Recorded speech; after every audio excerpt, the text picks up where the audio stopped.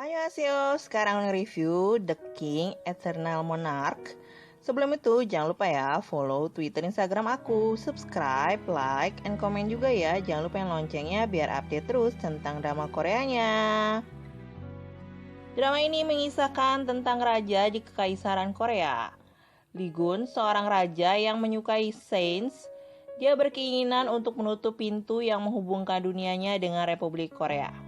Meskipun ia harus menghadapi bisikan-bisikan dari iblis. Selain itu, terdapat karakter lainnya yaitu detektif polisi kriminal di Republik Korea bernama Jung Tae-il dan ia juga memerankan sebagai Luna.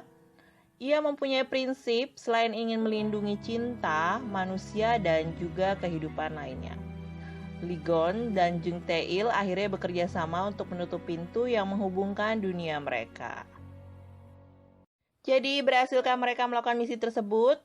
Apa yang membuat pintu dua dunia paralel itu terbuka? Bagaimana dengan cerita cinta keduanya yang harus berpisah karena tinggal di dunia yang berbeda?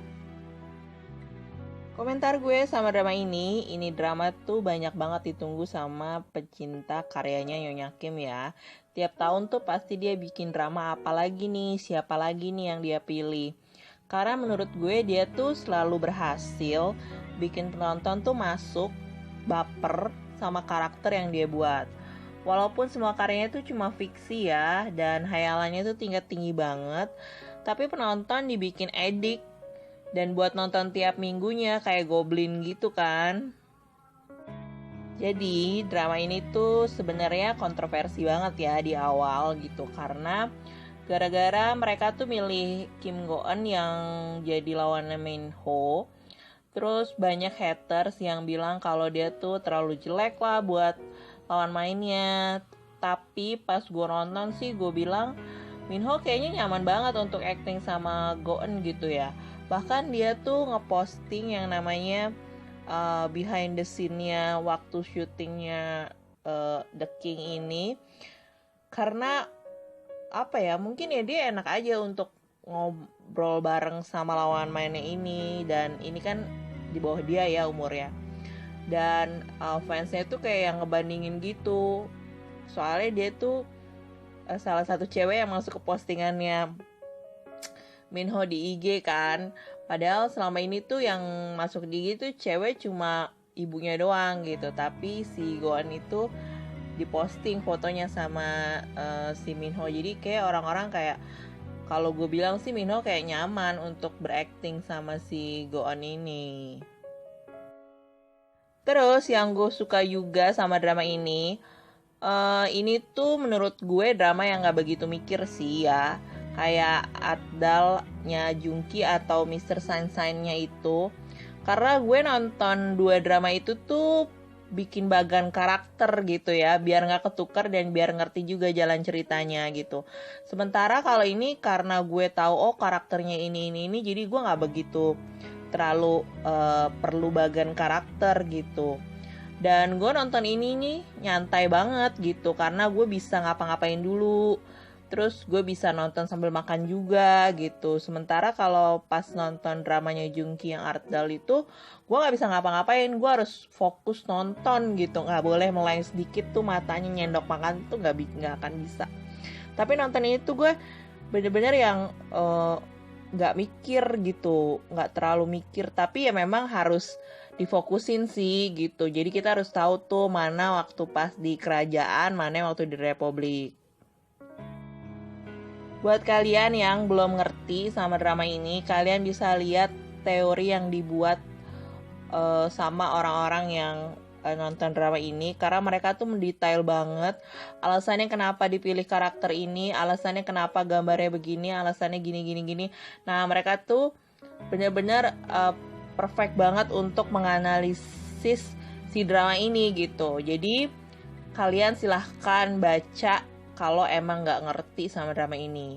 Tapi kalau gue nonton drama ini biar nggak ini tuh di mana, ini tuh pas kapan, itu gue ngeliatnya kalau misalnya di kerajaan tuh pasti gambar awalnya mereka tuh kayak lautan gitu, karena kan di Busan mereka bilang kan deket lautan gitu, jadi itu pasti kerajaan. Kalau gue sih mikirnya kayak gitu. Sekarang kita akan bahas aktingnya Lee Min Ho sama Kim Go Eun tuh kayak gimana. Sejauh ini yang gue tonton 16 episode, gue bilang tuh bagus, terus bikin baper juga. Waktu Lee Min Ho tuh nangis di depan gereja gara-gara waktu mereka tuh berhentinya tuh lama banget. Terus juga waktu pas si Tae-eul nangis gara-gara ngeliat pacarnya tuh tiba-tiba hilang abis mereka adegan kiss, tiba-tiba hilang. Wah gila, itu kayak nangisnya tuh waktu pas kehilangan Goblin jadi abu gitu loh. Itu menurut gue wah gila, emang ini bagus banget aktingnya. Menurut gue nggak cuma pemain leadnya doang yang bagus, tapi pemain yang lainnya juga bagus gitu. Dan salah satu adegan yang gue suka itu waktu ada darah netes ke wajah ibu kembarannya si Ligon itu. Dan dia kan mukul kepalanya Lirim, terus dia mau ngambil si payungnya itu kan. Nah, itu darahnya netes ke wajahnya, dan itu bener-bener menurut gue, dan itu kan harus pas ya, kalau nggak mereka akan take ulang. Itu bener-bener deh good banget. Terus ditambah lagi tokoh yang jadi Lirim ini bener-bener ya, matanya itu jahat banget sumpah. Tapi pas aslinya gue lihat di IG-nya dia foto senyum-senyum gitu, kayak wah gila, dia bener-bener karakternya tuh dapet banget menurut gue. Ini ya yang sering banget gue tuh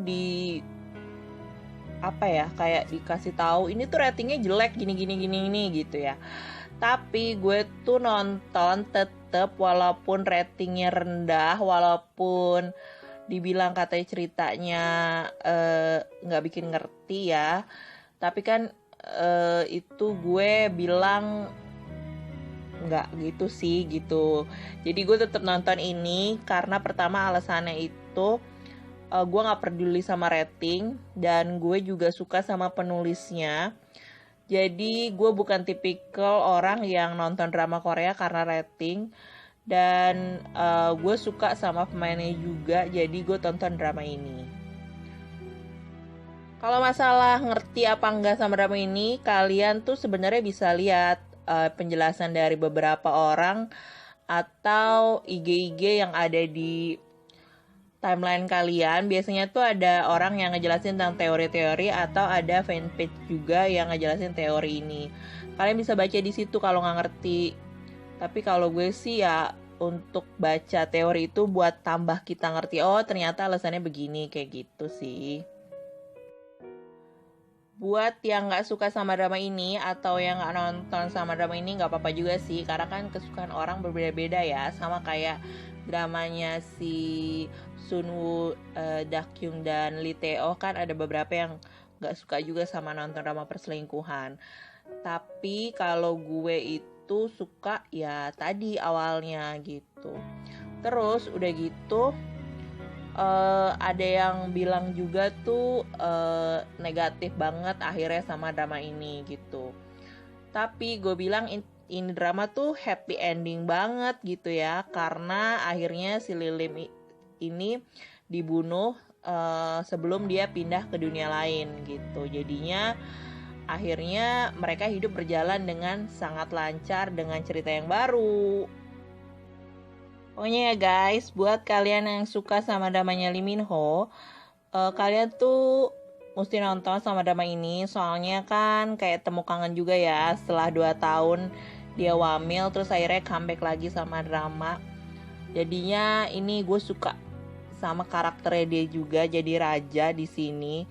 Dan auranya tuh dapet banget, karena selama ini tuh gue kalau nonton drama Lee Min Ho ya nonton aja, maksudnya nggak begitu tergila-gila banget sama karakternya gitu ya. Tapi di drama ini tuh dia berhasil banget menurut gue jadi raja yang tampan, terus ngebucin juga ya. Biasanya kan selama ini dia dikejar-kejar cewek, sebelum itu kan dia dikejar-kejar sama Putri Duyung.